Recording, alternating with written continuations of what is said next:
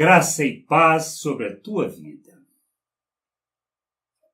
Entendemos que somos servos da justiça, que fomos chamados por Deus, que estamos aqui para vivermos a vontade de Deus, para agradarmos a Deus, para sermos expressão dele neste mundo. Precisamos entender isso.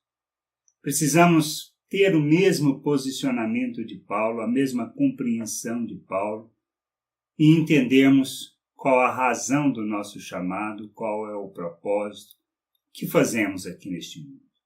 Por isso, Paulo, escrevendo aos Gálatas, no versículo 1, ele fala assim, do capítulo 1, ele diz assim: eu, Paulo, escrevo esta carta, eu que fui chamado para ser apóstolo, não por pessoas ou por meio de uma pessoa, mas por Jesus Cristo e por Deus, o Pai, que ressuscitou Jesus da morte.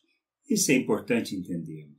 Chamados por Deus, chamados pelo nosso Deus. Então, é o primeiro aspecto mais importante. O nosso chamado, mesmo que pessoas nos pregaram, pessoas nos falaram, como aconteceu com Paulo, diante de tantas coisas que ele visualizou. Mas temos que entender que o nosso chamado é de Deus. E além disso, ele fala a seguinte coisa no versículo 4. Em obediência à vontade do nosso Deus e Pai, Cristo se entregou para ser morto a fim de tirar os nossos pecados e assim nos livrar deste mundo mau. E no versículo 10 ele fala assim: por acaso eu procuro a aprovação das pessoas? Não. O que eu quero é a aprovação de Deus. Será que agora estou querendo agradar as pessoas? Se estivesse, eu não seria servo de Cristo.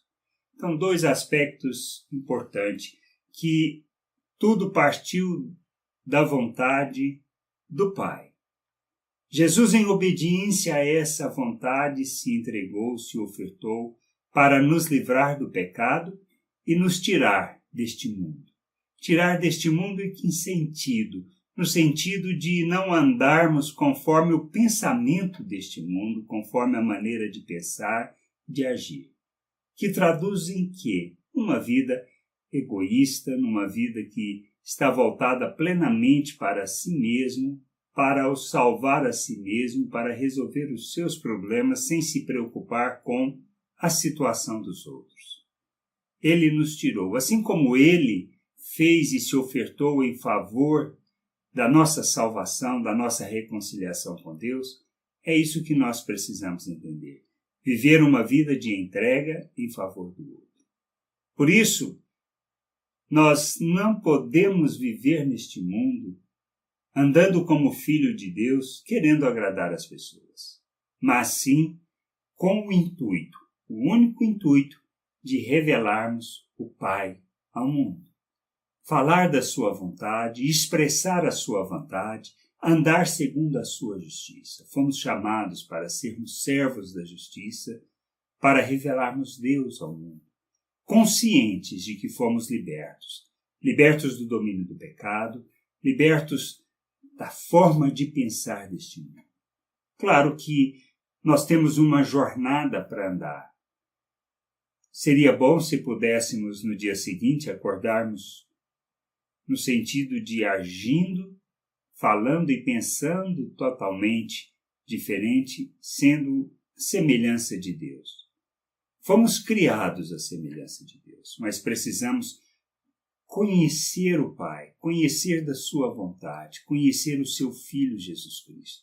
E essa é a jornada que temos que andar. E à medida que nós vamos conhecendo esse Deus, as suas virtudes, entendendo a sua maneira de agir, entendendo quem Ele é, compreendendo o que Ele fez em nossas vidas, então nós santificamos o procedimento, nós rejeitamos as obras das trevas, das quais nós fomos libertos, e começamos a praticar a justiça de Deus, sabendo que a nossa vida é uma oferta em favor das pessoas. Isso que precisamos compreender e entender.